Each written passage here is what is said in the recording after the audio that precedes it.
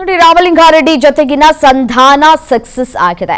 ರಾಮಲಿಂಗಾರೆಡ್ಡಿಗೆ ಮತ್ತೆ ಮುಜರಾಯಿ ಖಾತೆಯನ್ನ ನೀಡಬೇಕು ಅಂತ ಕೂಡ ಹೇಳಲಾಗ್ತಾ ಇದೆ. ರಾಮಲಿಂಗಾರೆಡ್ಡಿ ಅವರ ಜೊತೆ ಸಂಧಾನ ಇತ್ತು, ಆ ಸಂಧಾನ ಅಂತೂ ಇಂತೂ ಯಶಸ್ವಿ ಆಗಿದೆ. ಸೊ ಹಾಗಾಗಿ ಇದೀಗ ರಾಮಲಿಂಗಾರೆಡ್ಡಿ ಅವರಿಗೆ ಮತ್ತೆ ಮುಜರಾಯಿ ಇಲಾಖೆಯ ಖಾತೆಯ ಜವಾಬ್ದಾರಿಯನ್ನ ವಹಿಸುವಂತಹ ಸಾಧ್ಯತೆಗಳಿದೆ. ಮುಜರಾಯಿ ಜೊತೆಗೆ ವಸತಿ ಖಾತೆ ಕೂಡ ನೀಡುವಂತಹ ಚಿಂತನೆಗಳು ಇಲ್ಲಿ ಆಗ್ತಾ ಇದೆ. ಒಂದು ಕಡೆ ಬೆಂಗಳೂರು ನಗರಾಭಿವೃದ್ಧಿ ಖಾತೆಯನ್ನ ನೀಡಲೇಬೇಕು ಅಂತ ಹೇಳಿ ಪಟ್ಟು ಹಿಡಿದಿದ್ರು. ಬಟ್ ಆದ್ರೆ ಆ ಒಂದು ಖಾತೆಯನ್ನ ನೀಡೋದಕ್ಕೆ ಆಗೋದಿಲ್ಲ ಅಂತ ಹೇಳಿ ಅವರ ಮನವೊಲಿಸುವಂತಹ ಪ್ರಯತ್ನವನ್ನ ಕೂಡ ಮಾಡಿದ್ರು. ಹೈಕಮಾಂಡ್ನ ನಾಯಕ, ಅದು ರಾಜ್ಯ ಉಸ್ತುವಾರಿ ರಣದೀಪ್ ಸಿಂಗ್ ಸುರ್ಜೇವಾಲಾ ಅವರು ಖುದ್ದಾಗಿಯೇ ಭೇಟಿ ಮಾಡಿ ಮಾತುಕತೆಯನ್ನ ಕೂಡ ನಡೆಸಿದ್ದಾರೆ. ಸೊ ಅಂತೂ ಇಂತೂ ಈ ಒಂದು ದೊಡ್ಡ ಸಮಸ್ಯೆ ಏನಿತ್ತು ರಾಜ್ಯ ಕಾಂಗ್ರೆಸ್ನಲ್ಲಿ, ಅದು ಕೂಡ ಡಿ.ಕೆ. ಶಿವಕುಮಾರ್ ಅವರಿಗೆ ನುಂಗಲಾರದ ತುತ್ತಾಗಿ ಪರಿಣಮಿಸಿತ್ತು ಈ ಒಂದು ರಾಜೀನಾಮೆ.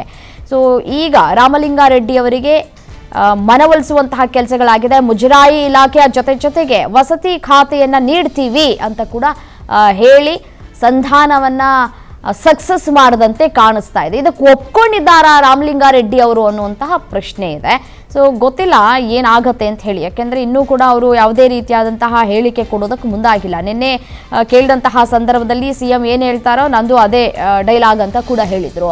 ಈಗ ಒಂದು ಕಡೆ ಸುರ್ಜೇವಾಲಾ ಅವರ ಜೊತೆ ಮಾತುಕತೆ ಆಗಿದೆ. ಸೊ ಹೊರಗಡೆ ಬಂದ ನಂತರ ಸಚಿವ ಸ್ಥಾನಕ್ಕೆ ರಾಜೀನಾಮೆಯನ್ನ ಕೊಟ್ಟಿದ್ರಲ್ಲ, ಆ ರಾಜೀನಾಮೆಯನ್ನ ನಾನು ವಾಪಸ್ ತಗೋತೀನಿ ಇಲ್ಲ ಏನಾದರೂ ಹೇಳಬೇಕಲ್ಲ ಅವರು ಹೇಳಿದ ನಂತರವೇ ಎಲ್ಲವೂ ಕೂಡ ಒಂದು ಅಧಿಕೃತ ಅಂತ ಹೇಳಿ ಪರಿಗಣನೆಗೆ ತೆಗೆದುಕೊಳ್ಳಲಾಗತ್ತೆ. ಬಟ್ ಸಂಧಾನ ಸಕ್ಸಸ್ ಅನ್ನುವಂತಹ ಮಾಹಿತಿ ಸದ್ಯಕ್ಕೆ ಲಭ್ಯವಾಗ್ತಾ ಇದೆ.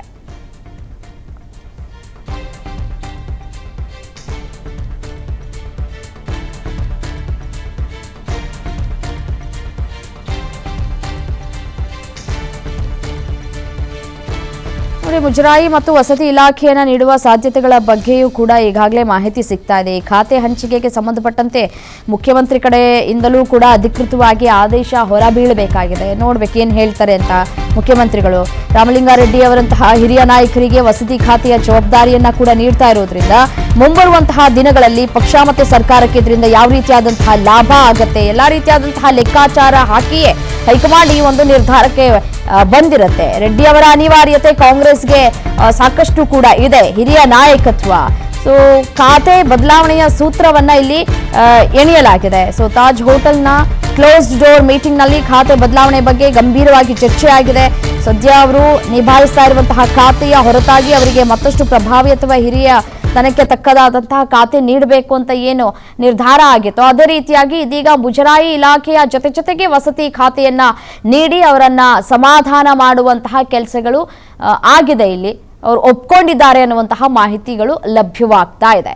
ಮತ್ತೆ ಹಿರಿಯ ನಾಯಕರು, 7-8 ಬಾರಿ ಶಾಸಕರಾಗಿ ಗೆದ್ದಂತಹ ನಾಯಕರು, ನಾನು ಯಾವುದೇ ಕಾರಣಕ್ಕೂ ಪಕ್ಷವನ್ನ ಬಿಡೋದಿಲ್ಲ, ಪಕ್ಷದಲ್ಲೇ ಇರ್ತೀನಿ, ಮುಂದಿನ ದಿನಗಳಲ್ಲಿ ಶಾಸಕನಾಗಿ ನಾನು ಮುಂದುವರೆದುಕೊಂಡು ಹೋಗ್ತೀನಿ ಅಂತ ಹೇಳಿ ನಿನ್ನೆ ಹೇಳಿದ್ರು ರಾಮಲಿಂಗಾರೆಡ್ಡಿ ಅವರು. ಸುದ್ದಿಗೋಷ್ಠಿಯನ್ನ ನಡೆಸಿದಂತಹ ಸಂದರ್ಭದಲ್ಲಿ ಆತ್ಮಸಾಕ್ಷಿಗೆ ನಾನು ಯಾವತ್ತೂ ಕೂಡ ನ್ಯಾಯ ಮಾಡ್ಕೊಂಡು ಮುಂದೆ ಹೋಗೋದಕ್ಕಾಗೋದಿಲ್ಲ ಅಂತ ಹೇಳಿ ಅವರ ರಾಜೀನಾಮೆ ಪತ್ರದಲ್ಲೂ ಕೂಡ ಅವರು ಉಲ್ಲೇಖ ಮಾಡಿದ್ರು. ಆತ್ಮಸಾಕ್ಷಿ ವಿರುದ್ಧವಾಗಿ ನಾನು ನಡೆಯೋದಕ್ಕಾಗೋದಿಲ್ಲ, ನನಗೆ ಈ ಜವಾಬ್ದಾರಿ ಬೇಡ, ನಾನು ಶಾಸಕ ಸ್ಥಾನದಲ್ಲಿಯೇ ಕಾಂಗ್ರೆಸ್ನಲ್ಲಿಯೇ ಎದ್ಕೊಂಡು ಮುಂದುವರಿತೀನಿ ಅನ್ನುವಂತಹ ಒಂದಷ್ಟು ಸಂದೇಶವನ್ನ ರವಾನೆ ಮಾಡುವಂತಹ ಕೆಲಸವನ್ನ ಕೂಡ ಮಾಡಿದ್ರು. ಅವರ ಬಿಗಿಪಟ್ಟು ಹಿಡಿದಿದ್ದರಂತಹ ಹಿನ್ನೆಲೆಯಲ್ಲಿ ಈಗ ಸಂಧಾನ ಕೂಡ ಸಕ್ಸಸ್ ಆದಂತೆ ಕಾಣಿಸ್ತಾ ಇದೆ.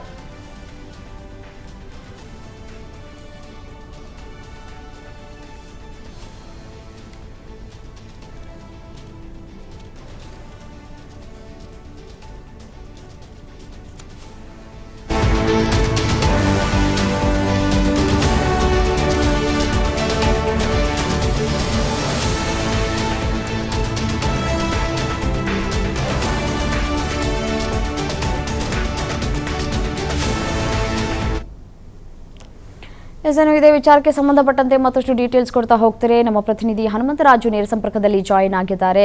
ಹನುಮಂತರಾಜು, ರಾಮಲಿಂಗಾರೆಡ್ಡಿ ಅವರ ಮನವೊಲಿಸೋದ್ರಲ್ಲಿ ಒಂದು ಕಡೆ ಸಿಎಂ ಡಿ.ಕೆ. ಶಿವಕುಮಾರ್ ಅವರು ಫೇಲ್ಯೂರ್ ಆಗಿದ್ರು, ಇದೀಗ ರಾಜ್ಯ ಉಸ್ತುವಾರಿ ಸುರ್ಜೇವಾಲಾ ಅವರು ಮನವೊಲಿಸುವಲ್ಲಿ ಯಶಸ್ವಿಯಾಗಿದ್ದಾರೆ.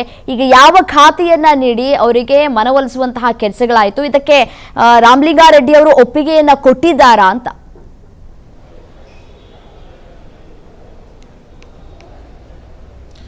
ಎಸ್ ರಮ್ಯಾ, ನಿನ್ನೆ ಅಷ್ಟೇ ನನ್ನ ಆತ್ಮಸಾಕ್ಷಿಗೆ ಅತೃಪ್ತಿ ಆಗಿದೆ ಅಂತ ಹೇಳಿ ರಾಮಲಿಂಗಾರೆಡ್ಡಿ ಅವರು ರಾಜೀನಾಮೆಗೆ ಮುಂದಾಗಿದ್ರು, ರಾಜೀನಾಮೆ ಸಹ ನೀಡಿದ್ರು. ಸಂಬಂಧಪಟ್ಟಂಗೆ ನಿನ್ನೆ ತಡರಾತ್ರಿವರೆಗೂ ಡಿ.ಕೆ. ಶಿವಕುಮಾರ್ ಅವರು 2 ಗಂಟೆಗಳ ಕಾಲ 1-to-1 ಚರ್ಚೆ ನಡೆಸಿ ಸಾಕಷ್ಟು ಮನವೊಲಿಸಕ್ಕೆ ಪ್ರಯತ್ನ ಪಟ್ಟರು. ಅದಾಗೂ ಕೂಡ ರಾಮಲಿಂಗಾರೆಡ್ಡಿ ಅವರು ಸ್ಪಷ್ಟವಾಗಿ ನನ್ನ ರಾಜೀನಾಮೆಯನ್ನ ಹಿಂತೆಗೆದುಕೊಳ್ಳಲ್ಲ ಅಂತ ಏನು ಕಡಾಖಂಡಿತ ಸ್ಪಷ್ಟವಾಗಿ ಎಲ್ಲೂ ಹೇಳಿರಲಿಲ್ಲ.